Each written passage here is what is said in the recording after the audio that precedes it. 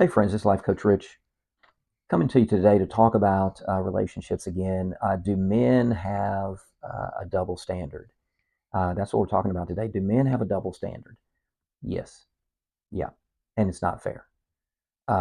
So when a guy, talking about body count again, when a guy has a lot of hookups, then that's maybe seen as just sowing the wild oats, or he's just alpha male. He's not a beta. He's just going after, and he's got a lot of testosterone, and you just gotta let things out and conquer a lot of women, and that just sort of proves that you're more of a man. Well, that's the worldly thoughts related to manhood.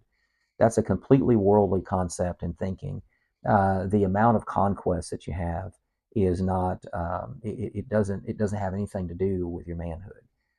If you're listening to people in the world that tell you that, you're listening to the wrong people. Um, you can do plenty of masculine things. You can do plenty. You can be an alpha male. You don't have to be a beta male.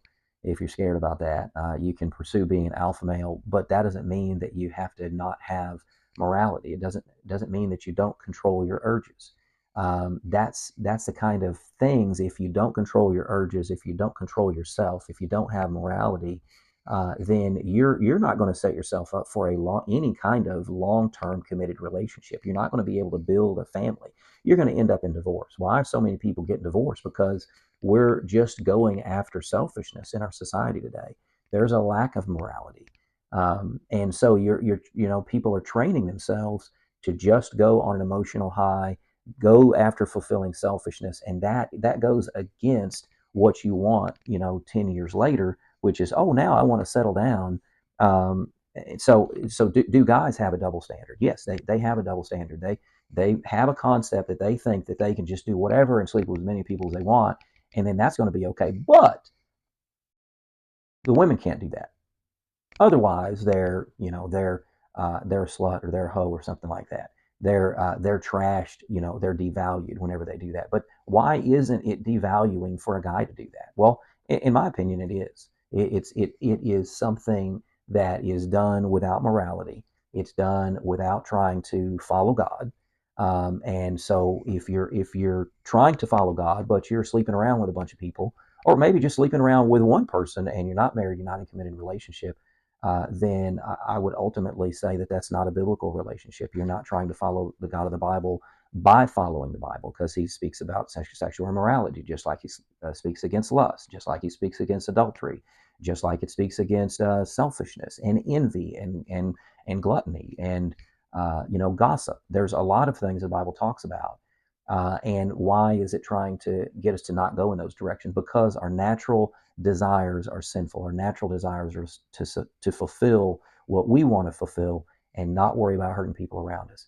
And so that double standard that men have is completely not right. It is just something of the world. It is not something that we should listen to as men or women. Women, you do not have an obligation to try to fulfill a part of this guy. If he just wants to, oh baby, I love you so much, let's just express your love to me by getting in bed with me. If that's all he's thinking about, if he's pressuring you to have sex, then that's not the guy. That's not the kind of guy that is going to be with you long term.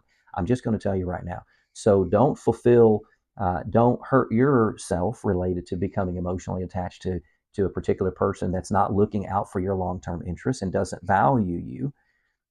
He's just wanting another conquest. He's just wanting temporary pleasure.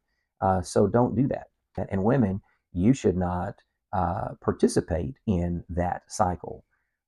You don't have to. You can choose what you do with your own body in that sense, as far as who you sleep with and who you enter into a relationship with.